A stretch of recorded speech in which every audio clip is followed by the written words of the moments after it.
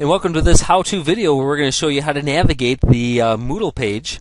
Your Moodle page will look something similar to this, although the actual content will change from time to time, and when different versions come out they will also have just a slightly different look, but this should be the basic look of your Moodle web page. And the first thing that we want to point out is the basic structure of this page. As you scroll down through this particular page, you're going to notice that the topics are organized by chapters. Chapter 1, 2, etc., all the way on down to the bottom. In each particular chapter, and we'll just stop here at chapter 1, you're going to see that you're going to have your section for notes, you're going to have a link to the podcasts, your homework sets, and then also any quiz or test or anything else, any other information that you'll want to find for a particular unit. In a different how-to, we're going to show you how to navigate through those particular sections. If you scroll back up to the top, we want to show you that we have different introductory material available for you. We have upcoming events, etc. There's lots of different things that you can do from this page. So let's go ahead and take our attention over to the right here to the upcoming events. The upcoming events section is going to tell you when we have particular lab dates scheduled. Now, these lab dates are not set in stone. They may change from time to time due to equipment availability, for example, or if I happen to be absent on a particular day that a lab is scheduled, we'll simply move it.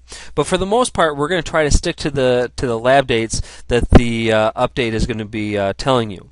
You will also find different quiz and test dates on the upcoming event sections. However, remember, those are simply suggested dates. You will take your quizzes and your tests when you are ready, when you have completed the particular material necessary to take that quiz or test. Now remember, tests and quizzes can only be taken at school, and they're all password protected, so there's no sense in trying to do that at home. But with the tests and quizzes, there's a couple of things. If you have a particular test or quiz that's coming up and you are not ready for it, that might mean that you have to pick up the pace in watching more podcasts and getting your homework done and asking for help, etc., those types of things. And so you want to stay with us so that you don't fall too far behind. On the other hand, if you've already completed tests or quizzes that the update is telling you that's coming up, then you're actually slightly ahead of schedule. You might be on a section where you're taking some extra units, trying to earn some extra points towards a particular grade. And so it sounds like you're doing pretty well if you are ahead of the ball game. Now remember, you can take these tests and quizzes multiple times, so if you take a test or quiz on a scheduled date, that doesn't mean that you're done with that test or quiz. You can take that test or quiz several more times if need be. Now on the left-hand side of the page, you're going to see things, for example, say your profile. If you click on your profile, that's where you're going to be able to change your password. Now you cannot change your username. That's set in stone, but you can change your password if need be. You'll also see your email address, whatever you put in there. Initially, there will be a fictitious email address put in there. I would not use the email function on this. All emails are copied and sent to the administrator at the ISD, and they don't need their email boxes flooded with our particular email or with our particular course. So, if you're going to email people with questions and whatnot, use your own email accounts. Do not do it from here. Going back to the main page, there's also a section over here for grades. As you take quizzes and whatnot, you will see your grades popped up there. However, we use a separate grading program, so whatever your grade is on the Moodle page, that doesn't necessarily mean that it's already been entered in your PowerSchool or whatever particular program we're using at this particular time. So that's just a way that you can track however Moodle is scoring your particular test or quiz. And if you have questions with that, feel free to ask. The quizzes section over here, that's the grades actually. I can scroll through that just to show you what it looks like. I have a lot of zeros in here because I haven't actually taken these quizzes. I've actually deleted out all of those scores. If I go back to the main page, There is a quizzes section. Generally, you're not going to be using that link. It does take you to all the tests and quizzes for the particular course, but you're usually going to be accessing them from the particular chapter that you're working on.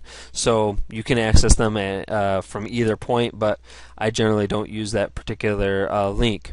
The resources section is the same.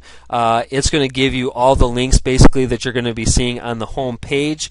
The only thing that's nice about this particular link here is it does give you the directions on how to access your textbook online, how to register yourself to that particular textbook.